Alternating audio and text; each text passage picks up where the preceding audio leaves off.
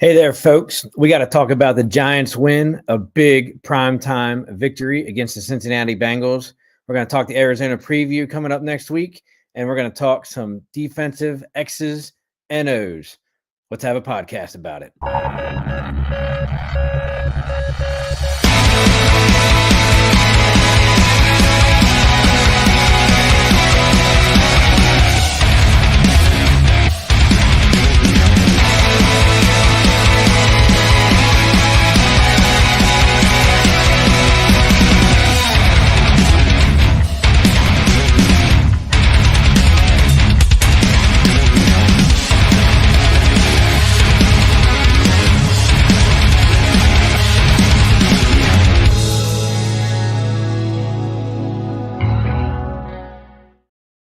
Hey there, welcome back once again to Commanders Gridiron. I'm your host, Steve Lockman, where we talk everything on the field, off the field, Washington Commanders. And as you know, we were not here last week. I was actually on vacation in South Carolina. Was trying to logistically work it out that I could probably still do a podcast from the beach, but it just didn't pan out in the end. So we got a bunch of stuff to talk about tonight.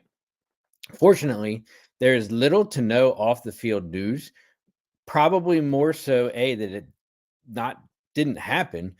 Just the fact that I wasn't really paying attention to it while I was on vacation. But one thing I did pay attention to, we actually watched it from the balcony of our condo at the beach, was the Washington Commanders go into their home opener at Landover at Northwest Stadium and take the victory against the New York Giants, 21-18. So what's really kind of awesome in one way and kind of puzzling in another is the fact that all 21 points came off the foot of the kicker of the Washington Commanders. Not a single touchdown was scored. So while it does raise some concern, which was kind of briefly sorted out in the week leading up to the primetime Monday night game last night that we're going to talk about here shortly, we were able to move the ball, no turnovers, and still come out victorious against the divisional rival of the New York Giants. Which, when we talked about 2 weeks ago in the last episode of Commanders Gridiron, the Giants always play us tough. We basically make them look like Super Bowl contenders every game that we play, whether it's at MetLife Stadium in Jersey or whether it's in Landover at home. So it's kind of no surprise that, the Giants brought their A game. They had a good rushing attack, threw in some passing yards by Daniel Jones and, to his fleet of wide receivers, including the newly acquired rookie Malik Nabers out of LSU. So let's kind of break this down real quick, right? And we're not going to spend a whole lot of time on it, mainly because we're going to get into what happened last night, talk into why our defense still is Swiss cheese, even though we did pull off the victory against the Cincinnati Bengals, and then look at what we need to do against the Arizona Cardinals coming up next Sunday. But as I said, the Commanders, had their home opener, came out victorious 21-18. Jaden Daniels played the entire game, led the attack 23-29, 226 yards, no interceptions, no fumbles. B-Rob led the way with 17 carries, 133 yards, and old wily veteran Zach Ertz led the way in receiving with 4 receptions for 62 yards. As always, throughout our episode, feel free to use that comment section. Throw me a hello, throw me a like, throw me a question, throw me a comment. We love some interaction, love some engagement with the fans. Even if you're not a DC fan, we can still talk smack to each other, and we'll break it down for the next about 45 minutes or so. So feel free to use that comment button. Even if you're on Twitter or any of our other platforms, feel free to use that as well. And let's have a chat. And we're going to talk about our Washington Commanders. So going back to the game, we just kind of hit the highlights for our team. But even on the opponent side, like I said, we kind of bring out the best in the New York Giants. So Daniel Jones was 16 of 28 for 178 yards and 2 touchdowns. Devin Singletary, who's actually on my fantasy team, although I don't really admit that, had 16 carries for 95 yards and a score. And as I said, the newly acquired first-round draft pick, Malik Nabers, 10 receptions, 127 yards, 1 touchdown. Like I said, Washington Commanders scoring summary is easy. Spread it throughout every quarter. Field goal here, field goal there, field goal here. 27 yards, 45, 26, 27, 29. Oh, and then we'll throw in 2 more for good measure. 33-30. So Austin Seibert, who was the newly acquired kicker less than 7 days before the Giants game, as a result of the previous kicker's cut because he missed an extra point and 2 field goals in the season opener against Tampa Bay. Seibert comes in, young kid, does what he needs to do, goes 7 for 7 for field goals, sets a team record going 7 for 7, so good for him. And, in all honesty, it was kind of a pretty balanced game, right? So when you look at it, total yards were in favor of Washington, 425 to 304. Passing yards were pretty close, 210 to 175. Rushing yards, 215 for us. Kind of shows that Brian Robinson, Austin Ekeler effect. It was working well against the Giants. To the Giants, 129 yards rushing. And the average per plays were pretty much dead even at 6.2 for Washington and 6.0 for the New York Giants. Once again, another key stat that comes out, actually, we're going to talk about a couple of them, is sacks, punts, fumbles, and interceptions, right? So Washington, once again, went 2 weeks without a turnover, no fumbles, no interception. Bravo, bravo. Penalties were kind of a concern for us. We racked up 10 of them for 69 yards. A lot of them were false starts. I know the NFL is getting hot and heavy on the illegal formations. Basically, if you're following along as a avid fan or even just a beginner watching the games, one of the things that came out in the beginning of week 1 as a point of emphasis was illegal formations. What do they mean by that?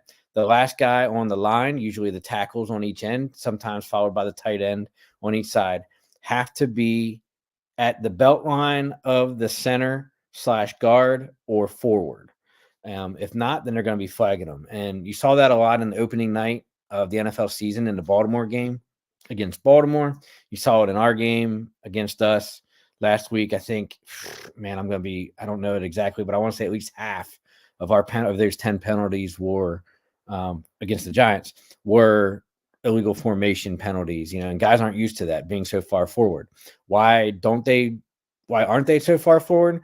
Basically, when you have the defensive front, whether it's the tackles or the edges or defensive ends, coming at you and trying to, get their rush, even that half a step difference backwards for offensive linemen can be such an advantage to not be as engaged as fast with the defense. Make sense? Cool.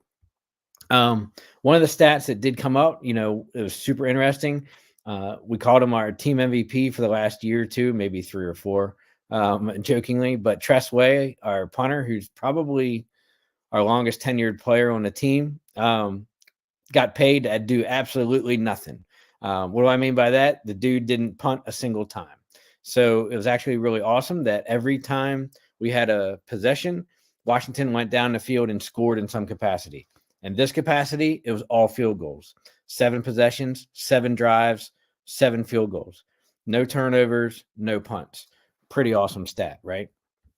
So let's keep diving into this a little bit.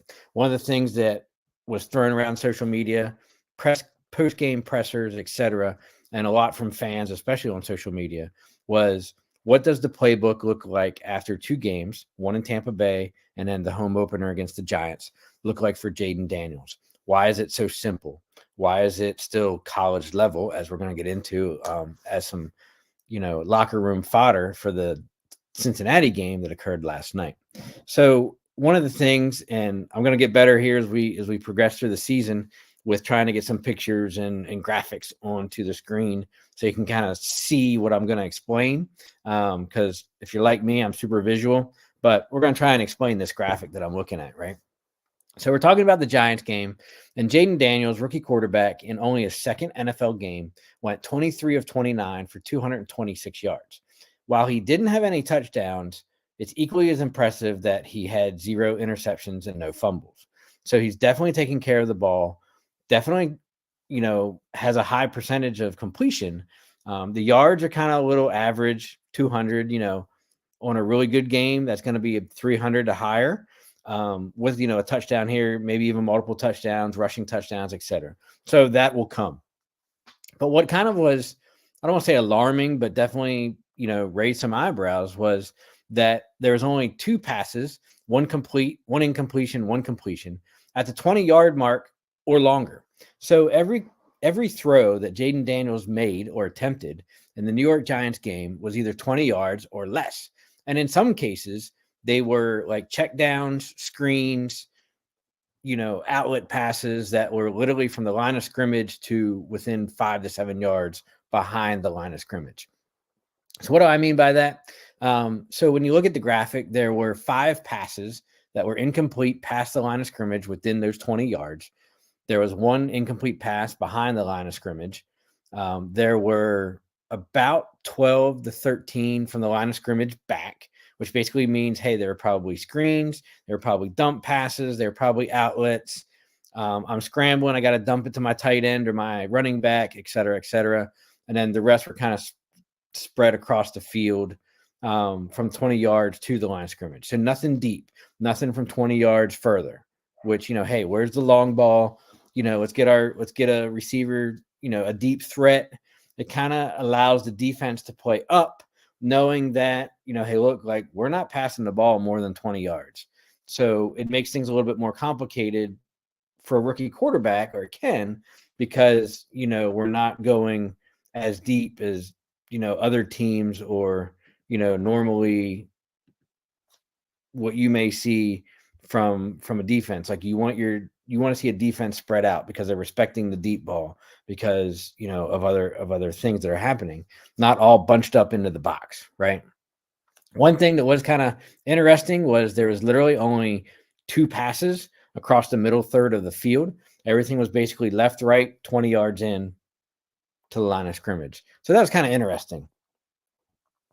So, one of the things that we just alluded to was the fact that, Tress Way didn't have a single punt in week 2 against the New York Giants. That's the first time since week 7 of the 2021 season against the Green Bay Packers that our punter has not punted a single time in a game for the Washington Commanders, which is, being almost 4 years ago. Like that's kind of a long time and a pretty cool stat. But, hey, I would love to be part of an NFL team and not basically get paid to not do anything, right, for what those guys are making. So as a result of the New York Giants game from week 2 that we won 21-18, Jaden Daniels was off to a hot start and as a quarterback of the first 2 weeks. Basically, it was 40 of 53 for a 75% completion percentage, 410 passing yards, 132 rushing yards, 2 rushing touchdowns that he acquired against Tampa Bay in week 1, and a 96.1 passer rating.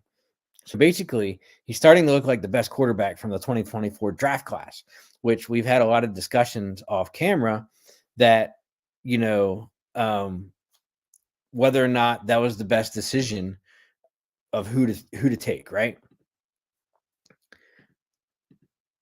So as our good buddy Paul Spencer chimes in, hey man, what's up, buddy? Wow, Jaden Daniels. Sorry, Chicago, you made the wrong decision. So it kind of just backs up what I just alluded to in that second half of the stat statement, that, Daniels is starting to look like the best quarterback from the 2024 draft class.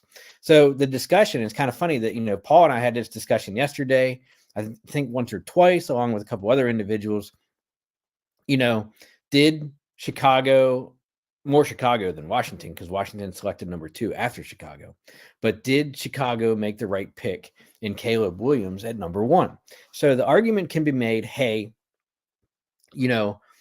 Chicago has the better set of weapons and on paper and even in performance wise than what Washington does, right? Let's be honest. Washington's wide receiver core isn't as good, elite, stout, top half of the league as the Bears do, right? You have DJ Moore, you have Rome Odunze, you have a really good tight end in Kmet, you have stellar running backs just like DC has, but I would put their wide receiver core a little bit better than ours, obviously. I mean, we have Terry McLaurin. Noah Brown is starting to kind of gel and come into his own with JD, which is really good late pickup. But then like it kind of drops off to like an average, right? So you can throw McCaffrey in there. You can throw Diami Brown. We have Zach Ertz. The dude's like 45 years old, but he's still producing at a high level. So, on paper and even going into the season, the Bears should be basically where DC is, and it should be flip-flopped, right? And up until this past weekend, I think he only had one. Caleb Williams didn't have any touchdowns at all until yesterday, actually on Sunday, and then that was it. Like, he had one. Whereas Jaden Daniels already has 2 rushing touchdowns, 2 passing touchdowns, putting together a good first 25% of the season, almost 25% of the season, so far. So if JD can continue that, then you got to think that JD would be the better option and the better draft pick. Why is that important? And why does that go back to what Paul said? Kind of look back at last year's draft in 2023, right? Bryce Young came out, the Heisman winner, projected to be, the end of,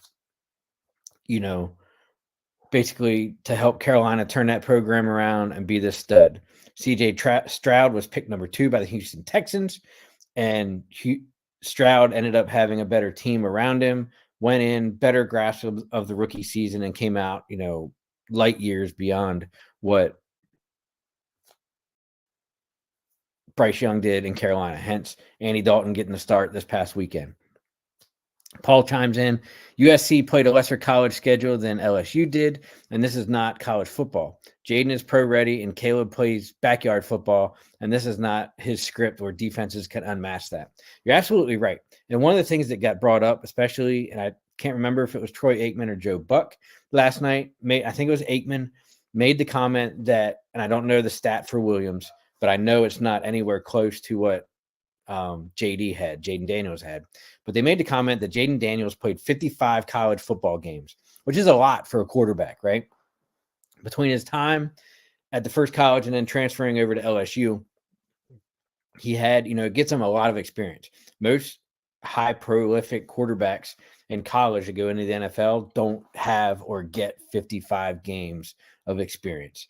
So he had a lot of college ball, top level college ball, with a lot of them coming in the SEC to get him ready to go into the NFL and basically make that leap better than what you're seeing from Caleb Williams, hence what Paul was saying at USC, and it also goes to the point that when you have quote unquote stacked teams in college, and then you make that jump to the NFL, where typically the best college players go to the worst teams initially in the NFL draft, can you make up for that difference based off of your talent and ability, or was a lot of that being hidden because of the players and the scheme and the team around you in college? So just something to keep an eye on as we go through the season, but right now, if he keeps up the pace and just kind of progresses a little bit here and there, takes care of the ball, does what he has to do, pick up a couple wins, not expecting anything, extravagant and, outlandish from the kid, put your money, go to FanDuel, DraftKings, whatever. Jaden Daniels is going to win Offensive Rookie of the Year. Barring injury, barring anything fluky, unless Caleb Williams really, hey, the light turns on, figures it out. You got to think that the JD5 is going to take home that Offensive Rookie of the Year award at the end of the season. Hopefully, would be awesome. Switching gears real quick, as we moved into the short week, actually, I guess you could say long week because it was a Monday night game, which now becomes a short week into the Arizona game. We went into Cincinnati for the Monday night doubleheader, the second half of the Monday night doubleheader. And one of the things that was super interesting about the game, and, just the lack of respect, and on paper, what we look like, how bad we did against the Giants, our loss to Tampa Bay in week 1, the fact that, in week 2 against the Giants, all we did was score field goals and we couldn't score a touchdown. We had the biggest point favorite differential for the NFL in week 3 at like 7.5, I think it was, or more than 7.5, which was the most for week 3 for you betting favorites, right? But we go into Cincinnati, basically go to every drive that we scored a point, whether it was field goals, whether it was touchdowns, we scored a point on every drive.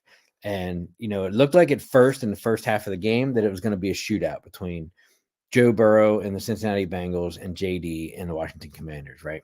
Because, man, you got to look at it that Cincinnati opens up that touchdown or opens up with a touchdown and does what they do. 11, basically at the 11:37 mark of the game last night, Ja'Marr Chase 41-yard touchdown from Joe Burrow, and we're like, man, it's going to be a long night. Our defense doesn't know how to play, and the secondary suspect like they were in the Giants game, even more suspect in Week 1 against Tampa Bay, that we're going to take a look at here in a couple minutes. And then, Washington turns around, puts a really good drive together, and answers back with a B-Rob 1-yard touchdown run to tie the game at 7. Nothing really happens. It took a lot of time off the clock. We go into the second quarter, right? Washington opens up the second quarter with an Austin Ekeler 24-yard touchdown run, go up 14-7. Wow, we might get some life, right? We might be able to do this. Can we sustain it? Are we, every DC fan is like, holy shit, like, what are we going to do to throw this away? Penalties. We're going to give up some PI calls, like turnovers with something. This ain't going to happen, right? Cincinnati answers, field goal, 14-10. DC turns around, Jaden Daniels, 4-yard touchdown run. Now we go up 21-10. And then Cincinnati answers with a field goal to go into halftime at 21-13. And we feel really good at 21-13, right? Basically a 1, maybe 2 possession game, depending on 2-point conversion. But then they throw up a stat, right, going into halftime or whatever, that, and they interview the coaches. And I don't know if anybody was watching, but when they were interviewing the Cincinnati head coach, they put a stat across the bottom. It says Cincinnati is undefeated in primetime games. They're like 5-0, 6-0, or something like that. And I was like, well, man, if we only got an 8-point lead going into halftime, like the second half is not going to be pretty for us if Cincinnati's undefeated. But lo and behold, Washington gets the ball back, opening the second half, and that was set up by a beautiful return from Austin Ekeler. I think it was like 62, 67 yards, something like that, which puts, life into the whole, new kickoff rules for this year's NFL season.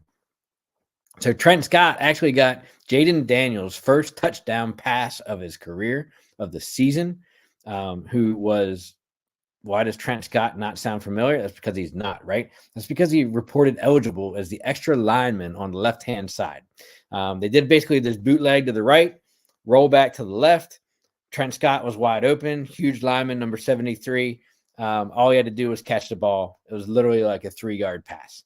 But he got it done. Washington goes up 28-13. But then, oh, ho, ho, Cincinnati, we can't stop them to save our lives. Comes back right down the field. 2-yard touchdown pass from Burrow makes it 28-20. And I think that was the one. I could be wrong. Or they did go for, they went for 1 on that one. They had a touchdown, I thought, might be later in the game, where they went for in fourth quarter, they went for a 2-point conversion and failed. Washington comes back down the field, kind of gets stalled a little bit, should have had a touchdown pass, ended up for the Austin Seibert 42-yard field goal for 31-20. You're feeling a little confident now, right? Because now we got 11-point lead, 2-possession game, fourth quarter, 11 minutes left, still a lot of time left in the game. Don't count Joey Burrow out. Crazy stuff can happen. Then, especially when 2 minutes later, they put together like an 80-yard drive, which culminated in a Ja'Marr Chase 31-yard touchdown pass from Joey B to make it 31-26. Wow, now I'm sweating, right? Because we're less than a touchdown apart. But then, lo and behold, JD finds Terry McLaurin on that sweet dime to the back corner of the end zone for 27 yards, followed up with the Seibert kick to make it 38-26. And then, kind of what makes it, a lot more interesting too. What was it? 40 seconds left in the game. Even though it's still a 2-possession football game, Cincinnati scores on the Zach Moss 1-yard run. But, as you break it down, you got to look at it that, in all honesty, Cincinnati beat us like in every major statistical category of the game. So, Cincinnati had 436 total yards to our 356. Passing yards, Joey B had 312 to JD's 248.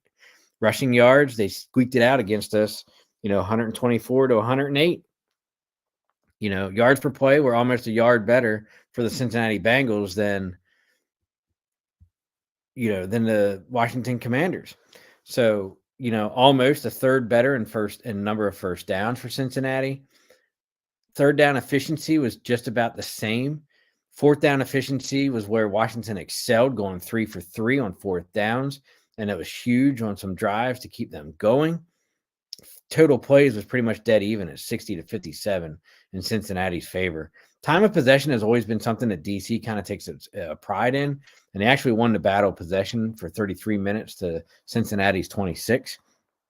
A couple big stats again, kind of in the big ones. Hey, look, no punts again. Holy crap! Tress Way collected 2 straight game checks and didn't kick a single ball. Wow. He might be able to do that again for 3 weeks in a row against Arizona. Not sure. We're going to talk about it here in a couple minutes. Sacks allowed. One of the biggest question marks going into this season was whether or not the offensive line would hold up for Jaden Daniels, rookie quarterback, scrambling running guy. Would he run before he wants to pass, et cetera, et cetera. And it seems like for now, knock on wood, cross your fingers, find a 4-leaf clover, the offensive line is doing pretty well. That, now, yes, we had 5 sacks last week against the Giants. We only gave up less than that against the Tampa Bay Buccaneers the week before. And now here we are against the stout Bengals defense that we only gave up 2 sacks. So 2 sacks allowed, no punts, only had 3 penalties last night, 2 of which were false starts on the one drive in the third quarter. So hooray, hooray. We didn't have any penalties in the first half. No fumbles lost, no interceptions.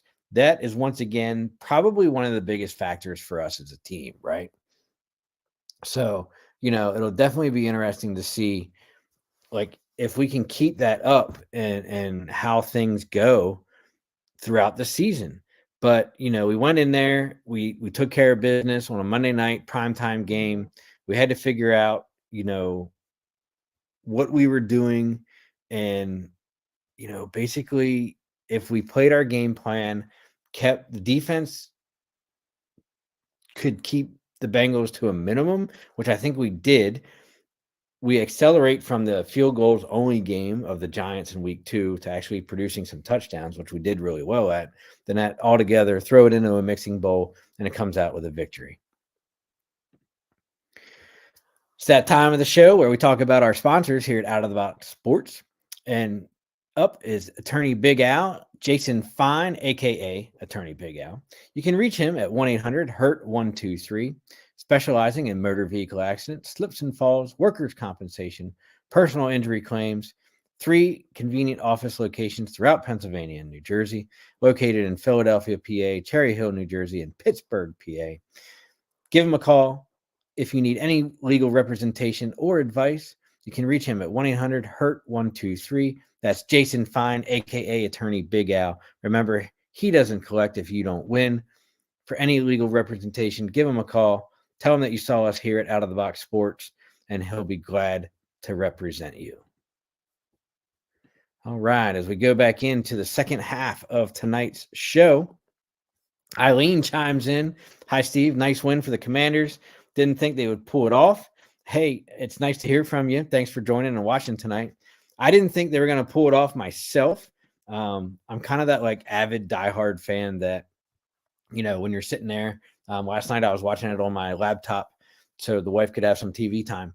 And, it's just one of those deals, you see Cincinnati go down the field because we can't stop them. And we're going to talk about that here in a second. And, you see them score and then you're like, well, shit, can we match that? And we go down the field and we score, at least get points on the board. So it was definitely a big win. Hey, Dave Yarnell, the second half of them 215 boys with Paul Spencer that you can catch every Wednesday night says, hey, Steve, your Commanders look good last night. As for my team, I have one word. Oh, well, it'll be interesting, Dave. Thank you for your compliment about my team. I appreciate that because that doesn't happen very often. But this week's matchup between the Cowboys and the Giants on Thursday night should be a real barn burner, kind of to see who's going to be at the bottom of the NFC East, right? Are the Cowboys going to be able to get their shit together and pull out a victory against the Giants?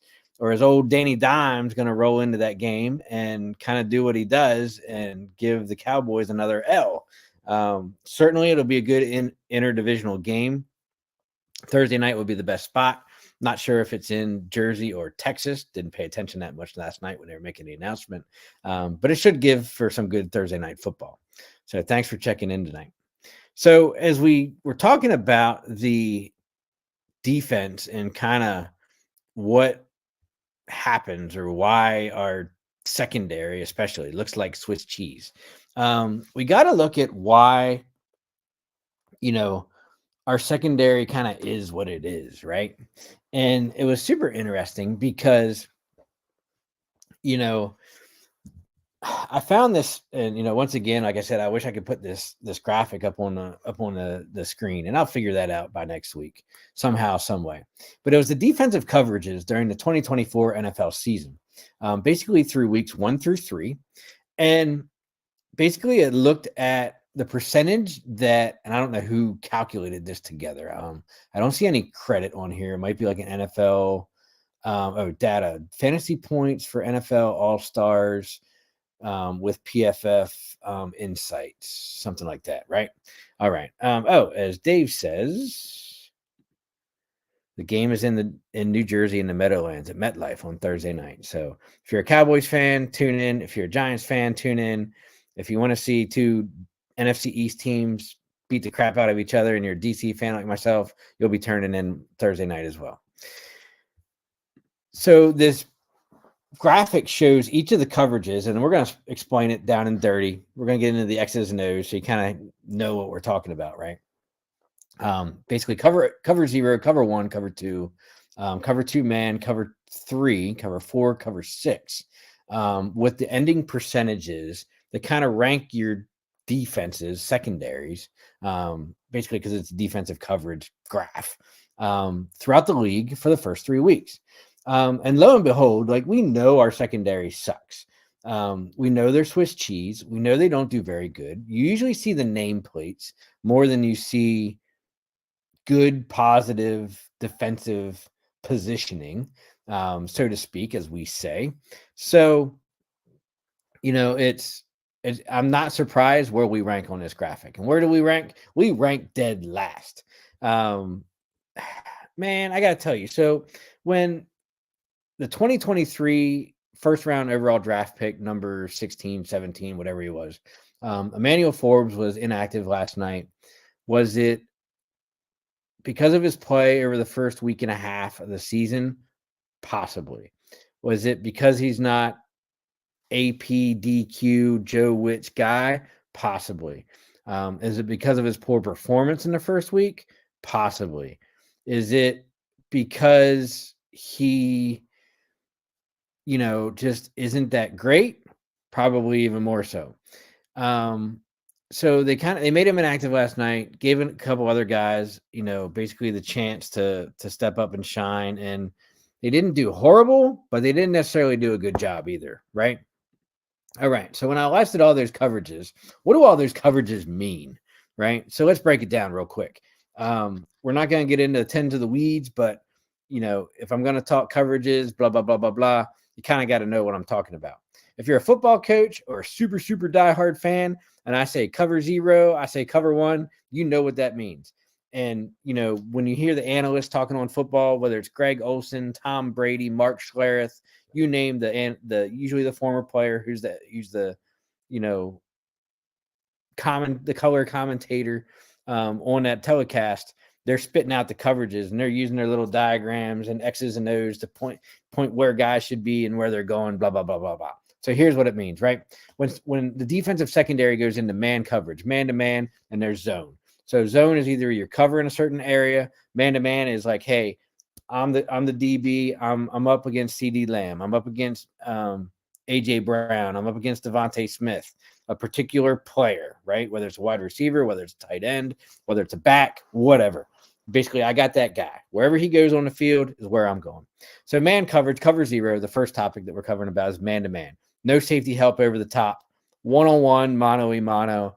That's where, basically a lot of times quarterbacks will see that matchup when they're going to the line or even during cadence. And that's when you see a lot of go routes or stop and goes or, the fades to their number 1, number 2 wide receiver because they see a matchup that they can win, right? So basically, that's usually paired with heavy pressure package from the linebackers and defensive linemen. Cover one, man-to-man coverage with one safety deep. So basically, hey, we're playing man-to-man. Usually the free safety dropping deep to kind of provide that single man umbrella over the top, right? All right, let's keep going. Cover five. I know we're jumping around, but it's in the man-to-man coverage, right? So cover five is basically known as a two-man under. So it's a two deep coverage with five underneath. Makes sense? Kind of, sort of, right? All right. Let's keep going. So now we're going, those are basically the man-to-man coverages for defenses. Zone. There's a couple of different, several types of zone, right? Cover two. Kind of what the name is, right? It's a two deep zone coverage. So basically the safeties drop back. I got 50% of the field. He's got 50% of the field. The corners are playing up 50% on their side of the ball, right? Makes sense. There's something called a Tampa 2, basically a two deep zone coverage with five underneath, sort of. Whereas the one linebacker, usually the Mike linebacker, drops to a deeper depth to kind of help play secondary coverage, almost like a nickel type deal, right? It helps remove the vulnerability between the split safeties in that middle to kind of add a third man over the top. Cover three deep zone coverage with a fourth underneath. And then we got basically, what do we got? Cover four, which basically means four secondary guys. Let's cover 25% of the field straight across. Anybody coming into your zone, who you got. Makes sense. Last but not least, cover six. It's also known as quarter, half.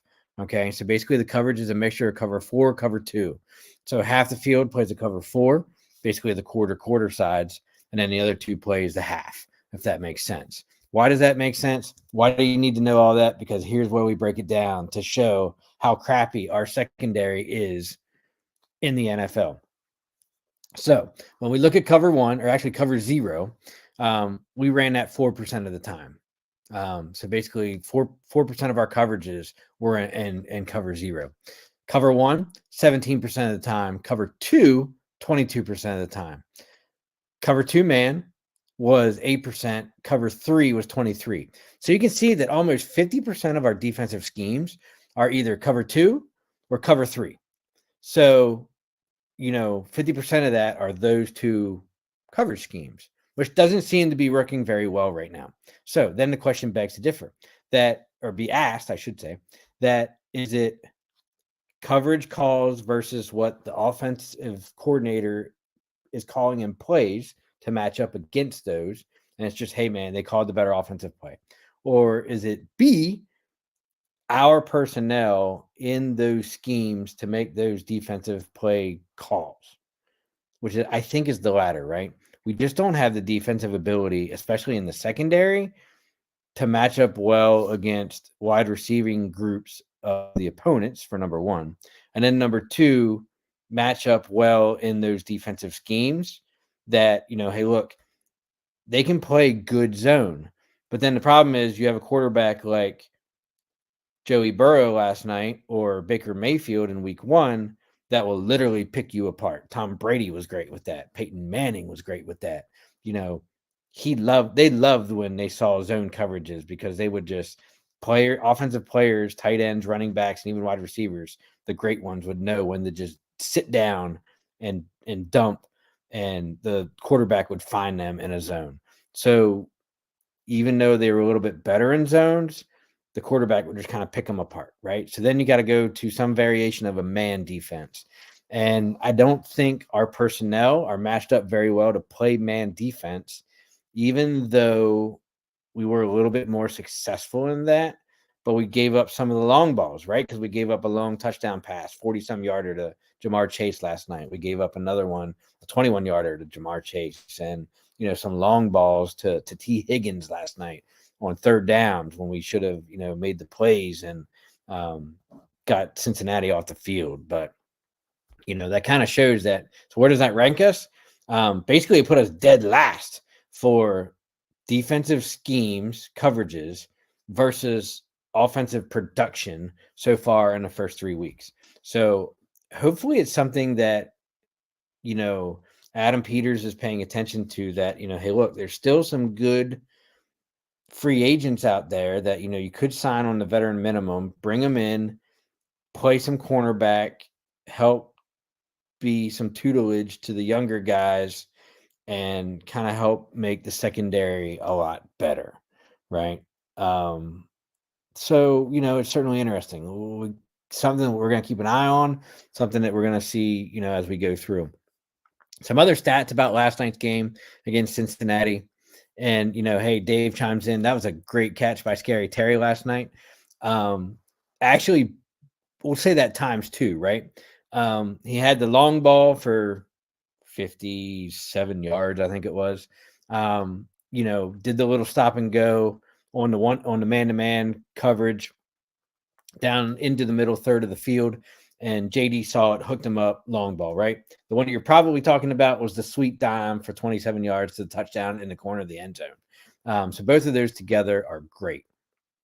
And since we're on the topic of Scary Terry, it was great because some of these guys, A, I didn't even remember, and B, never even really thought about. But I always joke that Scary Terry could be a top 10 NFL receiver if he had just 1 to 2 good to great quarterbacks throughout his consistency at the quarterback position, right? Somebody could argue that with me, but let's throw it out there why that's the case, right? Why is that the case? Here is the quarterback list of everybody who has completed a pass to Terry McLaurin, not just touchdown passes, but passes, right? So let's start it off. First in line was Colt McCoy. Okay. I'm pretty sure he plays in the NFL. Maybe he's a backup somewhere. Still playing. Second, Alex Smith, now retired, gruesome leg injury. Everybody knows, right? Case Keenum, I'm pretty sure he's relegated to doing Lowe's commercials. I don't think he plays in the NFL anymore. Could be wrong. Somebody correct me. Fact check it somewhere, but I don't think he plays anymore. Dwayne Haskins, rest in peace. No longer with us. Had some completions to Scary Terry. Kyle Allen, who may be a backup quarterback somewhere, not sure, might not be playing, practice squad, who knows. Had some completions to Terry McLaurin. Taylor Heineke, probably one of the better guys to connect with Terry McLaurin. This one I never would have got if somebody asked me a Trivial Pursuit question. Garrett Gilbert, didn't even know he probably even started for us at some point in time. Somewhere along the line as a Washington football team, probably when we had that 6 quarterbacks in 1 year, is where he racked up his claim to fame, right? The next one to throw a touchdown pass to Terry was Carson Wentz, followed by Sam Howell, Jacoby Brissett, and now Jaden Daniels. So when you look at that list, there's 2, 4, 6, 8, 10, 11 quarterbacks that Terry has caught a touchdown pass from in his career in DC. It's absolutely crazy. There's probably even more that he's caught receptions from when you think about, hey, we had, Josh Johnson, Josh Dobbs, some of the other guys while Terry was here, et cetera, et cetera. But just that stat alone, as Dave brings up, hey, that was a sweet catch for Terry McLaurin. Let's throw out some other useless Jeopardy knowledge to our fans and listeners here at Commander's Gridiron. Jaden Daniels currently ranks second in highest completion percentage through 3 games in a single season in NFL history. Minimum of 50 pass attempts, which isn't really hard in today's passing world, right? When most quarterbacks are averaging 30, 40, in some cases 50 passing attempts per game. But he's in some elite company. Why? Because number 3 on that list for highest completion percentage was Tom Brady at 79.5%. It's part of his 2007 campaign with the New England Patriots. Jaden Daniels respectfully sits at number 2 at 80.3% in this year's campaign. And number 1 was old reliable Drew Brees of the New Orleans Saints at 80.6% completion percentage as part of his 2018 Saints campaign, which I think was the year they went either deep into the playoffs or won the Super Bowl.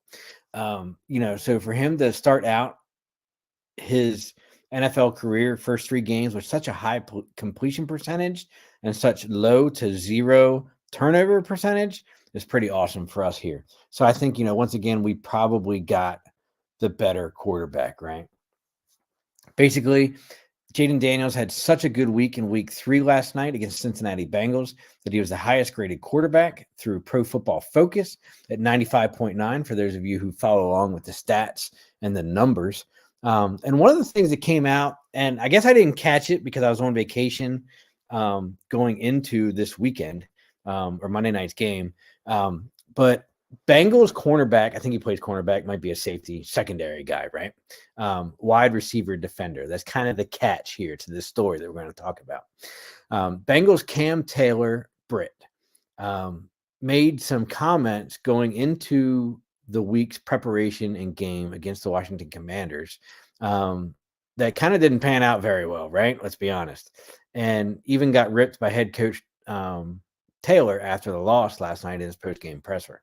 So what are we talking about? Cam Taylor Britt's comments came in and said, hey, told the reporters that suggesting that Daniel's early success as a rookie in the first 2 games of his NFL campaign was due in large part to an oversimplified offense.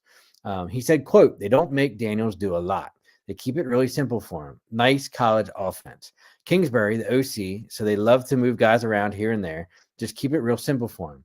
I heard his pass percentage is very high, but he's only throwing short routes. Kind of the graphic that we talked about earlier, where a lot of his percentage or his completions, especially in week 2, were from 20 yards to the line of scrimmage. Line of scrimmage is 20 yards, whichever way you want to look at it, right? So Cam Britt says, but he's only throwing short routes. Yeah, he is.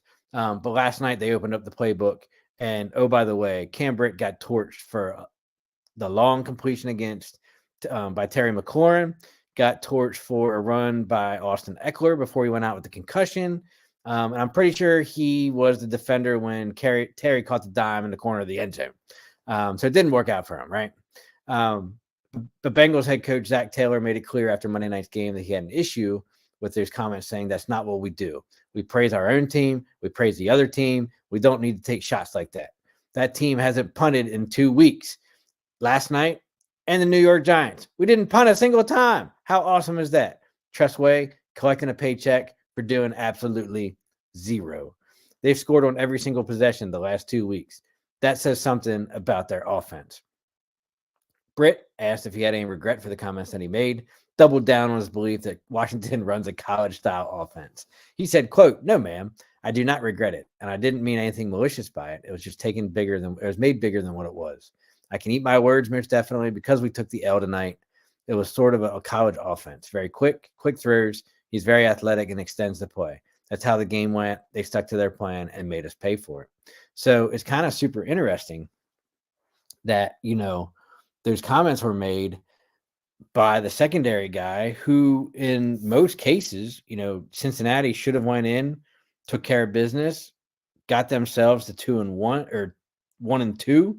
And now here they are 0-3. Washington gets the dub, goes to 2-1 against Arizona coming up, and gives us a 2-game winning streak and some momentum going with it. Dave chimes in with a question. Hey, is Brian Mitchell still covering the Commanders? Actually, he is in a couple capacities, right? So he works for the team doing the pregame, postgame show. Actually, I think it's called the Command Zone. Not to be confused with Commander's Gridiron, right? I'd love to have him on as a guest sometime, but I doubt that would ever happen. Maybe, maybe not. One of the other ways you can catch Brian Mitchell is on 106.7 The Fan, 106.7 FM every day, midday, with JP Finley, who's a team insider, Comcast guy, NBC4 sports guy. There's 2 guys together, team up together for like a 3-4 hour midday radio show every day on 106.7 The Fan. So Brian Mitchell is still heavily involved with Commanders, whether it's on game day, whether it's pregame, postgame. I don't know if he does the radio broadcast. He did last year. I don't know if he still does it this year for the team, since a lot of the old guys like Jurgensen, Sam Huff, Frank, and those guys all retired or were let go years ago. So I know that London Fletcher and Brian Mitchell and it used to be Julie Donaldson, but I know she removed herself from that position last year. kind of collectively did radio broadcasts for the teams. I don't know if B Mitch still does games, but I know he's still heavily involved. I'll probably see him at some point in time in the next couple of weeks. So I'll ask him. Maybe I'll even ask him to come on the show. He'll probably say no, but hey, whatever. I am going to be seeing Ken Harvey this coming Friday night for an autograph appearance. It's going to be pretty cool. He's going to be doing his podcast from a sports card show that I'll be at in December as well. So that'll be pretty cool. Maybe I'll try and plug him to come onto our show, even for 5 to 10 minutes, talk to a legend like that would be super awesome. I'm also going to see Redskins Hall of Fame linebacker Chris Hamburger on Saturday, as well as Gary Clark. So those two guys are always great to talk to, interact with, get some autographs from, and, just kind of chat about the old days and life and what's going on and stuff like that.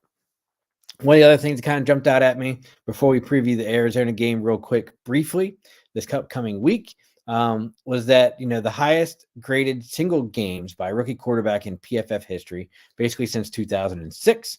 Jaden Daniels sits at number 3 on that list. So not only was he second in the first 3 games of a rookie campaign, or as a quarterback, even though it's his rookie campaign, for completion percentage, he's now the 3rd highest graded game by a rookie quarterback since PFF started in 2006.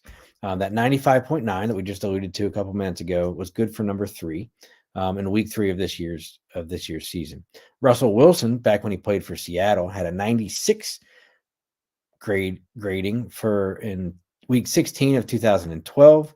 And then Matt Ryan, who played for the Falcons and the Colts, not sure if he played for anybody else, had a 96.3 to be the highest graded games by a rookie quarterback in PFF. So if Jaden can keep moving forward with minimal to no turnovers, minimal sacks, minimal yard losses, but still be proficient in touchdowns and yardages, rack up some more yardages for passing, especially, he might even be able to get higher than the 95.9 that he had this past week. So last but not least for tonight, before we call it quits here at Commander's Gridiron, we got to talk about the Arizona Cardinals, right?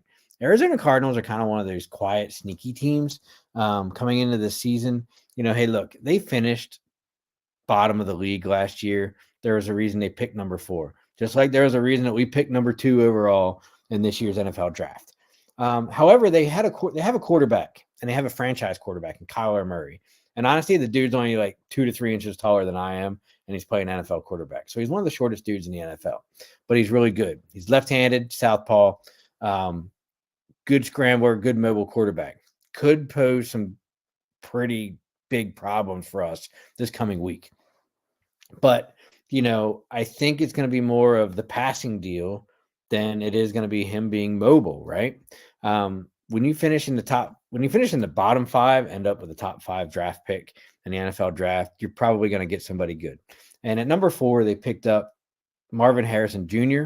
Why does that name sound familiar? Because it's the son of Marvin Harrison, the prolific wide receiver who played his entire career with the Indianapolis Colts, along with Peyton Manning, won a Super Bowl, those kind of deals, racked up some Pro Bowls, Hall of Famer. And, the kid's living up to the genealogy of his old man, right? And, look, they're sitting at 1-2 after week 3. They lost 20-13 to the Detroit Lions, but it was a game that, went back and forth that they had every opportunity to win. So, let's dive into it a little bit, right? Especially for the Cardinals. So that, Kyler Murray was 21-34 for 207 yards, 1 touchdown, 1 interception. This might be the game where we get our first turnover, actually another turnover, on defense, which is what we need. We're obviously not good enough to be stout, superior, shut down secondary, right? As we kind of just talked about it, that we're dead last in secondary. But, between the linebackers, hopefully the defensive front can put some more pressure, develop that pressure in their schemes to get Kyler Murray unsettled so that he makes those mistakes.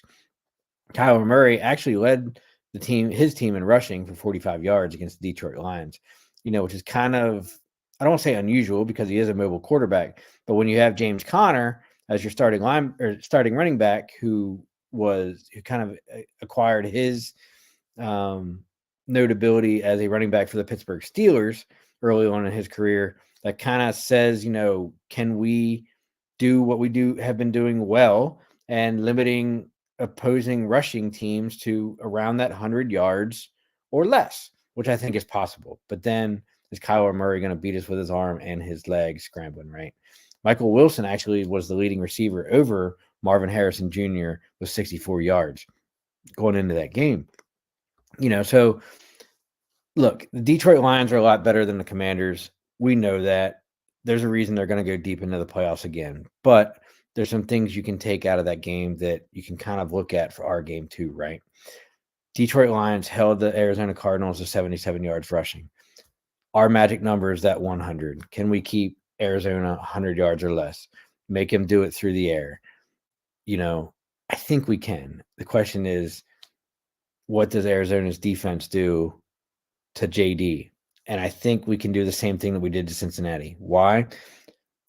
Detroit Lions were able to rack up 373 total yards of offense, 186 yards passing, balance that off with 187 yards rushing. Now, the bigger question is going to be, are we going to get Austin Ekeler back for Sunday's game? Short week, had a mild concussion last night. It's probably going to be ruled out, maybe a game time decision. The workload's going to go more on B-Rob. But having Ekeler and B-Rob would easily get us to 187, 200 yards rushing against Arizona. We need him back. Doesn't mean our rushing game's not going to be non-existent. It's going to be a little bit more difficult, right? Okay. Passing yards, they only got 186. Now, the question that I got to ask myself is, was, that because they were running so much, or is that because Goff just, wasn't doing what Goff was, kind of doing, right? Goff was 18 of 23. So he only took 23 passing attempts. And their average yard per play was only 5.5 for the Detroit Lions against the Arizona defense. So, but they were able to throw up 68 plays of offense. So you got to think that, it's decent. Another area that gives me a little bit more optimism is that the Detroit Lions were able to go 50% on third downs. That's going to be huge for us. When we get to the third downs, can we make those conversions, keep the drives going, keep Tress Way off the field for a third straight week, right? They only gave up 2 sacks. Their offensive line is a lot better than ours. So we're probably going to be in that 4 to 5 sack range again, maybe like the Giants, hopefully like the Cincinnati Bengals, maybe. I'd be happy with that. Detroit Lions kind of killed themselves with penalties. They had like 9 or 10 last night. And Jared Goff threw an interception. I'm not 100% sure that he even saw the Arizona Cardinal guy. I actually saw that interception. I was watching the game. And I think it's just one of those deals where the linebacker dropped back. Goff never even saw him. He snuck in, bam, I got it, and took off the other direction, right? For like 15, 20 yards and then got tackled. So I think that the game is definitely within reach of us winning. Now, a couple of things that we're going to have to talk about, right? Secondary. Can our secondary match up well against Arizona's wide receiving core? I don't know that it can. I'm not even 100% sure that it's probably going to be a repeat of last night. We're going to do enough that we expect the offense to keep up and be productive every time they get the ball. Touchdowns, field goals, whatever. That's number one. Number two, Arizona is such a hard stadium to play in, right? Out there in Glendale, Arizona. If you haven't been to that stadium, it's pretty awesome. I've actually been twice. And one thing that sparks me, and I don't know if they took place last year, but up until last season, for like 6 years straight, everybody talks about Seattle and the 12th man. Arizona keeps a running tab, at least they used to when I was at the games, of how many false starts the opponent has gotten because it is so loud in that stadium. It's crazy. A lot of times they have to go to silent counts. They have to go to, quick snaps, hand signals, clapping, you name it, right? Because they're not going to hear each other. So that kind of worries me for JD and the offense. We had a couple, like on that one drive last night, we had 2 of our 3 penalties just because of false starts, stuff like that. So we got to really tighten that up this week. Minimal penalties is going to be a key for us in Arizona. But I do think that if we can keep the momentum going, the offense keeps progressing. Kingsbury opens up the playbook just a little bit more. And now that they know we have a deep threat in JD's arm, whether that's to McLaurin, whether that's to Noah Brown, whether that's to Zach Ertz, McCaffrey, whoever wants to step up and be that guy this week, that it's there. And they got a plan against it, right? Can Joe Witt come forward and, basically put together a good enough defensive package that, the secondary is not Swiss cheese or not. It's a little more cheesy, but not Swiss cheese, right? Doesn't have all the holes. Can Bobby Wagner was a little off last night? Can he rebound on a short week to have a really good game in Arizona?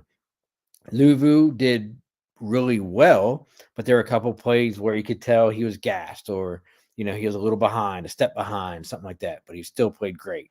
Can a defensive front get that pressure, and especially containment? That's going to be the key word against Arizona, right? It's containment. Because if you can contain Kyler Murray, then the mistakes will happen. So I think Washington can actually go out to Arizona, pick up the third win of the year, become 3-1. Now, is it going to be a super high scoring game? Probably not. But do we have the potential to score almost on every drive? Absolutely. What does that mean? It's probably going to be around like a 28, 21, 31, 24. It'll be like within an 8 to 7 point victory for us. So let's just call it right now. Let's just say 31-24. Washington comes back home after the Sunday game with the third win of the season to put them up 3-1. Solidly in second place in the division, depending on what happens with Philadelphia going into this week. I don't even know who they play. I don't care, but just help progress our season as we keep going, right? Just something that's all we got to do. Just keep progressing a little bit more. So, look, we've come to our time here at the end of Commander's Gridiron, where we talk everything DC football on, off the field. Maybe there'll be a little more off the field stuff next week. We like it when there's not, so we can talk about more on the field. We won't have 2 games to recap for next week. We're only going to have 1 because we're not a week behind, right? So we will recap the Arizona game that we play in Arizona next week. We will also look at the next home game, which will be week 5 against the Cleveland Browns, who kind of have to figure out who they are, right? Like we expected them to win yesterday and like they didn't show up. So we'll recap the Arizona, preview Cleveland, talk about some more X's and O's. Hopefully I can get some graphics to show up and figure out how that works. As Dave says, hey man, good show. I appreciate that. We try our best here. Thanks for tuning in for the whole hour. Probably used it as background fodder for anything you had to do tonight. But as always, be a friend, tell a friend, give us a like, follow, subscribe, Out of the Box Sports Network, as well as Commander's Gridiron. Follow us on YouTube, Facebook, X, and Twitch. And next week, same time, same channel, 8:30 p.m., Commander's Gridiron. Have a good night.